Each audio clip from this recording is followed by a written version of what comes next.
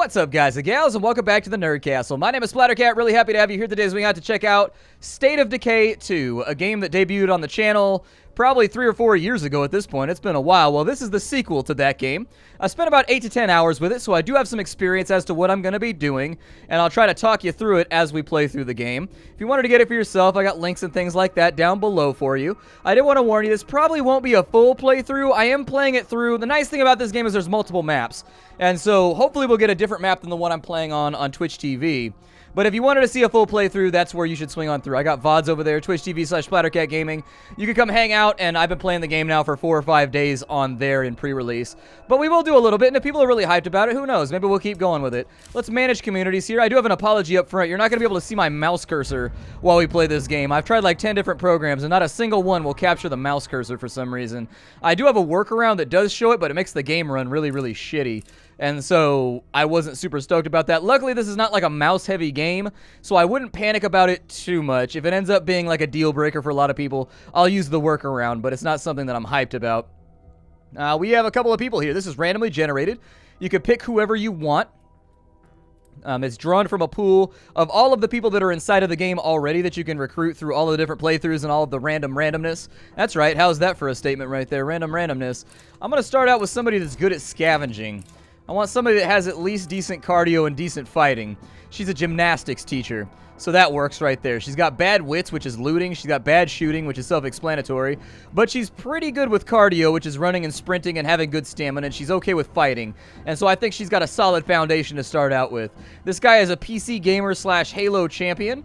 We've also got a chemistry person over here. I really want a medic if I can get one.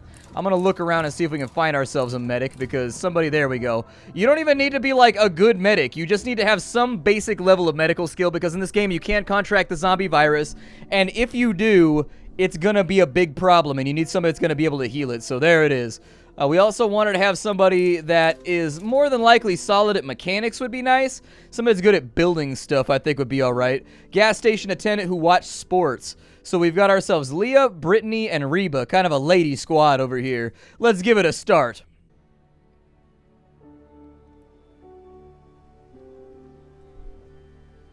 And we're empty. Again. So, whose turn is it to find more fuel? Not me. Last time I almost walked right into a horde. I have a better idea.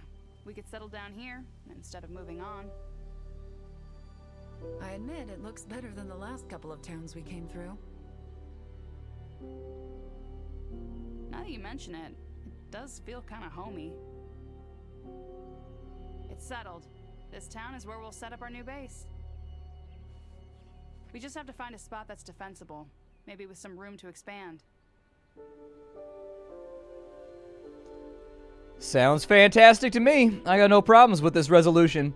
Let's go ahead and we gotta head on over to our first base, which is marked with a big orange arrow. This game is a little bit different than the first one. So the first game there was like a narrative and like a storyline and like set characters. Everything in this game is kind of random and emergent, and I can kind of see what they were going for. I don't know if they like pulled it off successfully, but essentially there's like, I don't know, I've played for like 10 hours and I still haven't hit the main storyline.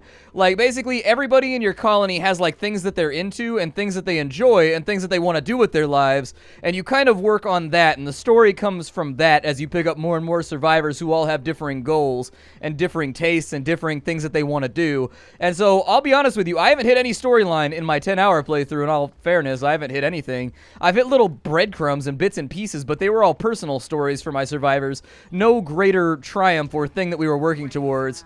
Let's go ahead and swack this guy real fast. It's always a good time to get started with a little bit of fighting. We've also got a loot spot right here, and I'm not going to bypass it if I can help that out. Speed looting and normal looting are pretty much identical in this game as they are in the first game, with one minor change. You can loot slowly. Zombies won't hear you. Got some shotgun shells right there. That's pretty good. You can loot slowly. Zombies won't hear you. Or you can loot fast. In the first game, if you looted fast, it didn't really matter if you had killed all the zombies around the area that you were in. They wouldn't hear you. Nothing new would come along. In this game, if you fast loot and you critically fail, it actually spawns zombies all around you that you got to fight with. And so that's a little bit of a change for people that are coming from the first game over to the second game. And something to keep in mind. Oh, we got whapped right there. That's no good. she's not very good at fighting, and nobody else in our group is either, so they're just going to have to learn it along the way. Bullets are the only cure. How's that for... That was actually... I think that's a Mr. Rogers quote, if I remember correctly. Let's go ahead, and this is going to be our new house. We got to kill every zombie inside the place, and then we've also got to search for a bunch of little black dots inside. We could actually move in here if we wanted.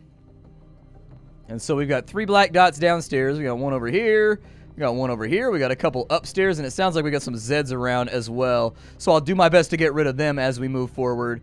I don't see anybody around here, actually. We've searched 6 out of 7 places. Where's the zombie at? Zombie, where are you hiding? I hear you over here making a bunch of rattling noise. Maybe it's the garage. It's entirely plausible. Ooh, one shot at him. She got a lethality crit right there. Combat in this game is a little bit different. Your weapons are rated based on your fighter's skill, and then also a thing called lethality, which lethality is basically, as far as I can tell, a random proc that makes you instantly kill a zombie. There's also a dismemberment check, which, as far as I can tell, is your chance to instantly swipe off a zombie's arm or leg or anything else. We got a couple over here. Let's go ahead and get started. The zombies are a couple, but unfortunately their love will have to be eliminated. We have to destroy it. We got a fight happening over here too. She beat that one to death with a pipe. I will take that as an acceptable resolution. And then it looks like we've got one around here somewhere. Maybe inside the house, possibly?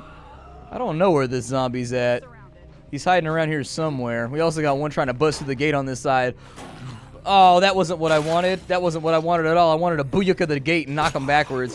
If there's a zombie behind a door, when you run through it, it does this awesome animation where they fly through the air and they're like, BOW! And they get taken out hella hard. It's pretty enjoyable. I would highly recommend doing it. Oh, there he is. What's up, Tub Stuff? How you doing? Knock him on out, and then... Yep, let's head upstairs and we'll get this place claimed. Your first base is free. There is some modification of the way that the influence system from the first game works. So in the first game, you put stuff into the stash, you get influence, you take stuff out, it costs you. In this game, that's no longer a factor. However, influence is like a universal currency that you use with all the factions that are going to start living on the map. And of course, buying yourselves new bases that other factions are in control of. Stuff like that. It's just a currency now, so don't worry about it. This is called Clarington House. We're going to go ahead and take it. So there we go. Clarington House has been all nice and settled. And now we've got some tasks underway. Our first priority has to be gathering materials. We'll need them to improve this place. That is 100% true. We got to get this place all nice and set up. I'm going to put the shotgun shells that we looted earlier. Just imagine that I'm playing with a controller right now, even though I'm not. There you go. Imagine that I'm playing with an Xbox controller, because you can play this game with an Xbox controller. When you purchase it for Xbox or for Windows, either or, you do get a copy for the Xbone as well, or the PC, depending on which one you spent on. The downside here is that the game doesn't have a Steam key. You have to buy it on like Windows Live Marketplace, which is all kinds of lame, but well. Can't complain about everything in life, I guess. It's one of those, I mean, you're getting like, and also it's cross-console compatible. So let's say that you buy it for the PC and your friend got it for the Xbone, you can still play together online if you want. Like, you can still play 100% together. And so this game's a little bit curious in that regard, in that, like, they made a lot of good decisions, but they also made a lot of, like, dubious decisions that don't really make a lot of sense either. And so, you know, it's like 2 steps forward, 1 step back with this game, in my opinion. I think it's as good as the previous title, but some of the things it does better, it also does other things worse. But we'll talk about that as we get further into the playthrough. These are little bee boxes over here. Honey is very valuable in this game, and you can trade it with traders to get a whole bunch of goodies. And so I would definitely bring along some honeycomb if you can get your hands on it right there. Honeycomb. We got ourselves a couple chunks of honeycomb. Nice. I don't see anything else over here that's looking vaguely lootable. We do have a garage on this side. I'll probably bust down the door over here and we'll start scavenging this. We need to get building materials so that we can start getting some upgrades for our base. Toolbox on this side. We got an ammo container right there. That looks super rad. Inside of this place, we've got ourselves some scrap. Parts are basically used for building just about everything in the game. You're going to need them to repair your gear. You get them when you break down gear. You need them to build upgrades and things of that nature, and so having a good supply of them is pretty good. On this side, we've got ourselves 9mm rounds. We'll go ahead and loot those as well. This looks like a gas canister, and so it's possible we might end up with a fuel backpack. This game does have the backpack mechanic from the previous game where you go out and you find backpacks and you bring them back to base in order to give yourselves a stockpile of goodies. As of right now, though, I'll probably just drop this off at home real fast because I don't feel like running around with it for too long. We got cowboy boots on. There's a snake in my boot. There's a snake in my boot. Somebody's poisoned the water hole. I've never seen a pair of boots There we go. We'll drop that off right there inside of our storage. And now you can see we've got 4 fuel back at base. It's a really good idea to have a stockpile of all of these goodies as you go through the game. Like having materials makes sure that you can build new stuff for your base to make it more comfortable and keep morale high. And also you can craft ammunition, you can craft items, you can craft weapons, consumables, all that good stuff. And then on top of that, you can also get resting areas. You can get things that allow you to make drugs and all kinds of things to boost your performance in combat. You can get, that's more parts right there that we just grabbed. I don't see anything inside of this little room, but I am interested in clearing it out and making sure there's no zombies around, just so that we've got a little buffer on the spawns in between us and the enemy. We've got a medical backpack right there, good stuff to have, and then it looks like we picked up some basic medical supplies as well, although I'll take a look in just a minute to make sure that it is what I wanted. Oh, wow, we got 2 medical backpacks here. The thing we picked up right there, it's a bottle of God knows what. Vile malodorous and kills brain cells down the hatch. We also have a pack of emery boards for doing a little bit of cleaning with the nails and everything else like that. And so we've got ourselves some band-aids right there. Those stack right up. I can't take that backpack with me because we've already got one. Let me run this back to base. Up until we get a car, running things back and forth is going to be a tiny bit tedious, but hang with me. I promise it's going to do a number on your neck, but if you can live through it, you will get the most delicious calluses that will save you from the Inquisition later on in life. Stamina has taken a hard nerf in this game. In the previous game, stamina kind of went up with your levels and got a lot better. In this game, stamina... So, here's the thing. You specialize. If you're good at cardio and you're good at sprinting, stamina won't be a problem. However, if you take that, you're not going to be able to get a weapon specialization a lot of the time, or you're not going to be able to get some other specialization. And so, no matter what, your character is usually going to have some small problem with stamina doing some kind of task. And so, stamina in this game has taken a hard nerf, but actually, I think that it works for the gameplay. Because in the previous game, you could be like a god, wading through like 1,000 different barrels of zombies and never get bit and never have a problem. In this game, stamina is your hard limiter. When you run out of stamina, that's it. The zombies are going to be on you, and you're just going to have to start soaking the hits and taking the damage, and there's not going to be a whole lot you can do about that. And so I think stamina has made the game a little bit more deadly, and it's made it a little bit more risky than the previous game. But at the same time, for those of you coming from the first game to the second, there will be an adjustment period. When I first started playing this game, I was getting my ass whooped left and right by letting my stamina run out, just by not realizing that it goes down a lot faster in this game than it does in the first game. And so that's an observation that I have for all of you if you're planning on jumping on into this one. We got one last location. We got jugs of ethanol over here, crude alcohol made out of corn or anything else that you can grab, and then we've got some pills here just in case you wanted to get your Left 4 Dead on. Let's take all this stuff back to base, and actually I'd like to focus on getting a car first. And so after we get this stuff dropped off, what we're going to do is we're going to swing wide, and we're going to check out the objective that it's given to us to climb that watchtower right there, because the mechanic from the previous game still exists. You still climb watchtowers, and you still use the binos to find everything that you need. We've got 7 meds right there. Good stuff. We'll drop off all these goodies right here so that our backpack is not completely and totally full. And then we will head to the first climbing tower, which is right behind our base. The game does seem to be on some level randomly generated, like less or more. Like, I can't tell you how much it happens, but like some things are randomly generated. I know that for a fact because, for example, this is the Valley map. I've played on the Valley map. When I played the Valley map last time, I didn't have to climb this tower right here. This was a different tower that was behind our base. And so, honestly, I don't know to what extent the game is randomly generated, because some things are like there and some things are not. So I'm not going to go out on a limb and say that it is randomly generated. But some things are different when I play the game, and some things are the same. And I haven't really been able to put my finger on exactly what it is. For those of you wondering, I tried to record this series beforehand, and things went wrong due to the lack of a mouse cursor and a bunch of other stuff. And so, from here, we can scout things out. And so we break out our binoculars, and we start looking. Over there, we've got Princess House. We've got a pharmacy, which is good stuff. We've got a house. We've got another house with a garage. On that side, that's a dirty greenhouse right there. It'll do anything for money. On this side, we've got ourselves a half-finished house. We've got another house over there. I'm looking for cars, though. That's what I really want. If we can get a car this early in the game, it will make our lives so much easier when it comes to transferring loot around, because inventory is at a premium in this title. We've got a couple things over there. Yeah, there's a plague heart on that side. So plague hearts are like these things in the middle of the map that continuously belch out a special infected that infects your characters. And technically, they're the only ones that can give you the zombie virus. And if you get the zombie virus, you got to use up a whole bunch of resources and supplies to get rid of it on the character once you have the requisite medical stuff done. We also have a nursery over there. I don't know how useful that's going to be. I don't think you can live in it. I don't think it's a base. But apparently we have, hey, there's a passenger van right there. That's the kind of stuff that I want. The van is my favorite vehicle in the whole game. It's slow and it guzzles gas like an alcoholic guzzles alcohol, as denoted by the fact that, you know, they're called alcoholics. But at the same time, it's got tons of carrying space in the back. You think that baby's There's still also a around? taxi over there. So we got two very real options right now that we can play around with. With the two containers on this side, I'm going to grab this guy. There it is. We got ourselves a... Where did my mouse cursor go? There it is. It disappeared on me, too. You're not the only ones that can't see it. We've got ourselves a military landmine and a breaching hammer. Okay, I'll take both of them. I got no complaints there. On this side, I'm going to climb the ladder down. Sometimes your character doesn't attach to the ladder, so be careful about it. I have thrown myself to my death more than once because my character decided not to grab onto the ladder before I went down it. It happens. Trust me.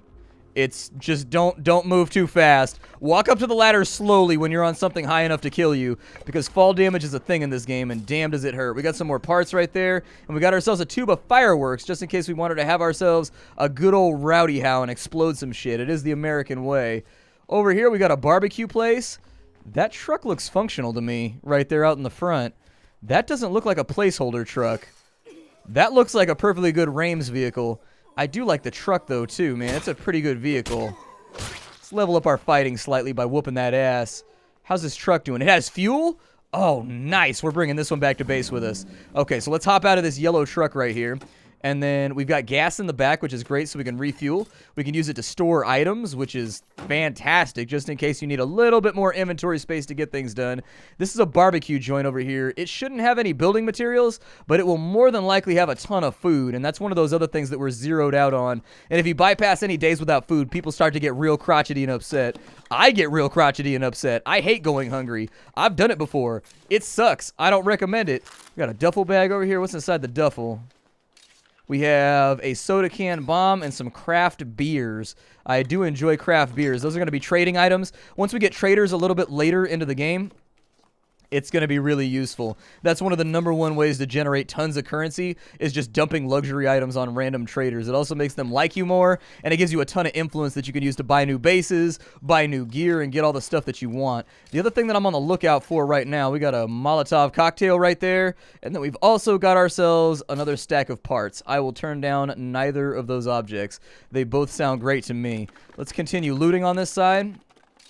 And we've got ourselves a bottle of painkillers, and then we've got ourselves a bit of parts right there for repairing goodies. The painkillers are for healing, the parts are for making sure that your weapons don't break, and also crafting random stuff around the base. This place is done. Every site in the game can be turned into an outpost for your base. When you turn them into outposts, they generate resources for you every single day, so that really you don't need to farm that resource anymore. It's no longer a requirement.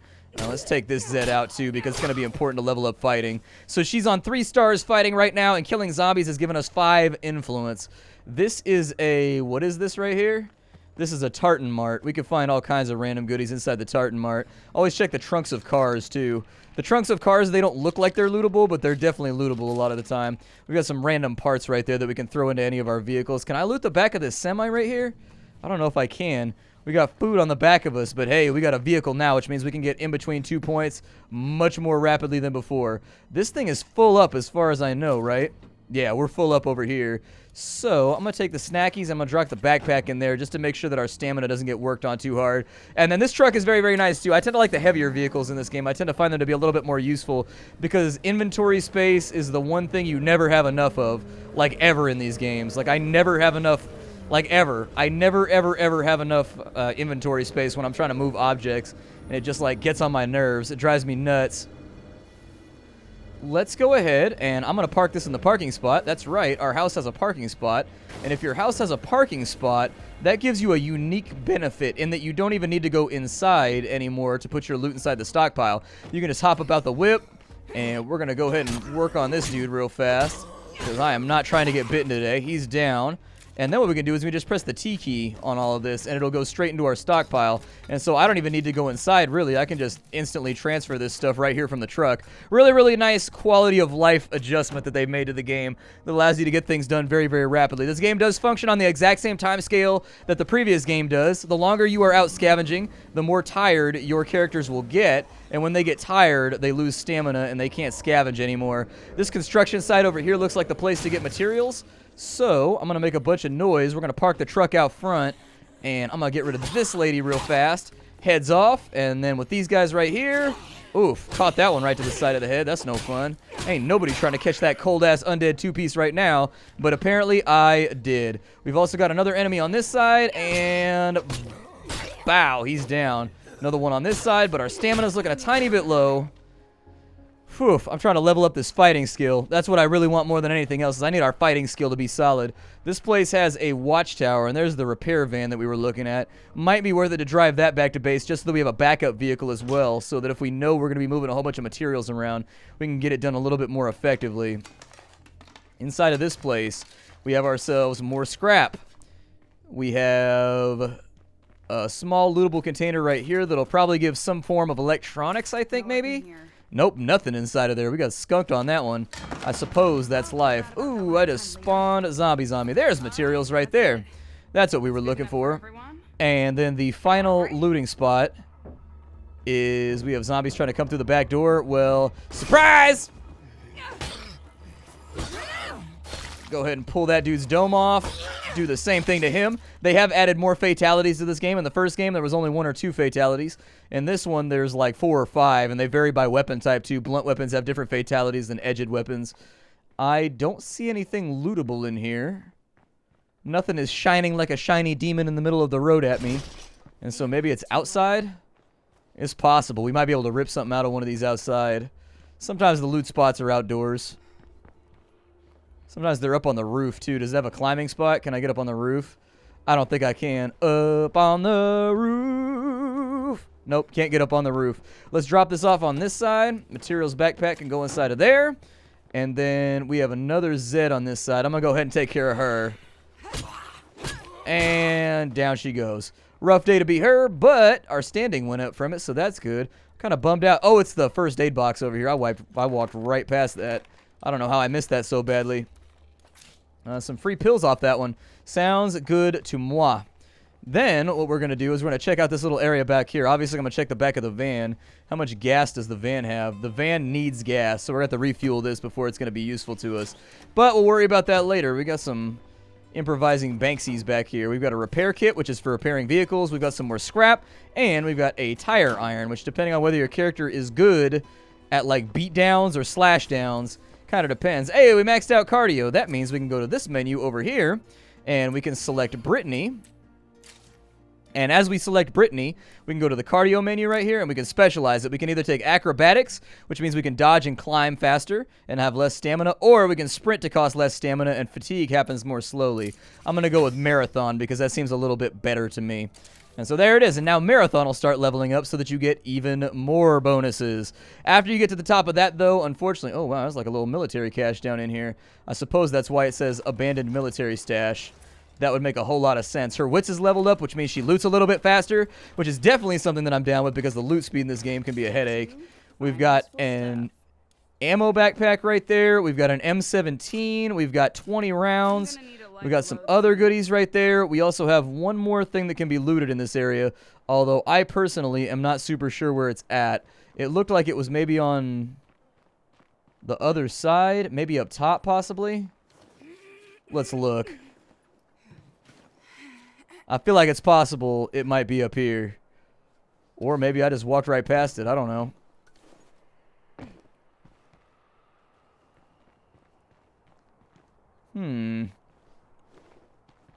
Sometimes the stashes don't light up the way you want them to.